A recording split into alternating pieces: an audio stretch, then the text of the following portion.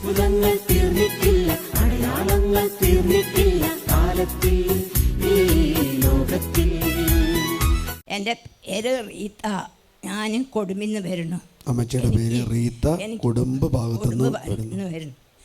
എനിക്ക് ഇവിടെ വന്ന് ഞാൻ യമൻ്റെ എണ്ണയും റൊട്ടിയും കൊണ്ടുപോയി കഴിക്കുക എല്ലാ ദിവസവും വരും.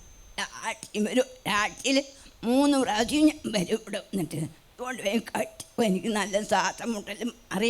ഞാൻ ഒരു ദിവസം പ്രാർത്ഥന ചോദിക്കുമ്പോൾ പറഞ്ഞു, കർത്താവേ 50 ലക്ഷം വരുന്ന മക്കളോട് ശ്വാസം മുട്ടലും തൈറോയ്ഡ് രോഗവും എടുത്ത് മാറ്റുന്ന കരഞ്ഞ് പ്രാർത്ഥിച്ചപ്പോൾ 2 ആൾക്ക് രോഗസൗഖ്യം കിട്ടി. തൊണ്ടവേദനയും ശ്വാസം എനിക്ക് ദഹിക്കും വേറൊരു ശരിക്കും എടുത്ത് മാറ്റി ദൈവം. ഈശോയ്ക്ക് നന്ദി. ഞാൻ 3 മാസം എടുത്ത് എനിക്ക് ഒരു ഭാഗം തളർന്ന് പോകുമായിരുന്നു.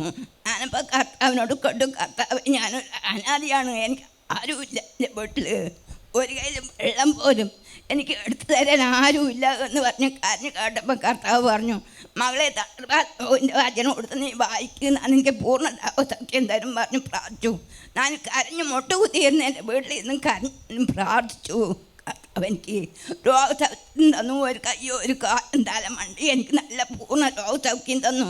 ഞാൻ എല്ലാ ദിവസവും വീട്ടിൽ നെഗനിയിലാണ് ഞാൻ 3 മാസം പിടിച്ചിരുന്നത്.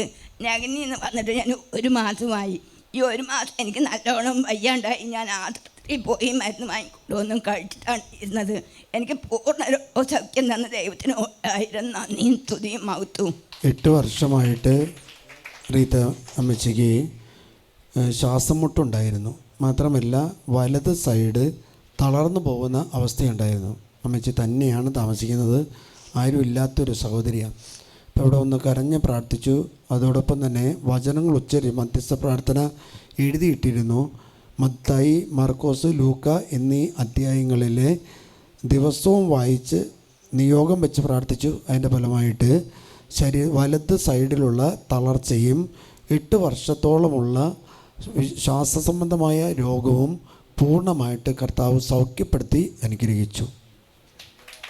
ഈ ആഴ്ച തന്നെ എനിക്ക് തോന്നുന്നു 2ാമത്തെ ദിവസമാണ് സഹോദരി വന്ന് പങ്കെടുക്കുന്നത്. ഇതിനു മുൻപും ആ സഹോദരിക്ക് സൗഖ്യങ്ങൾ നൽകിയിട്ടുണ്ട്. നമ്മൾ കണ്ണുനീരോടുകൂടി പ്രാർത്ഥിച്ച കർത്താവ് നമ്മൾ ഒരിക്കലും ഉപേക്ഷിക്കില്ല.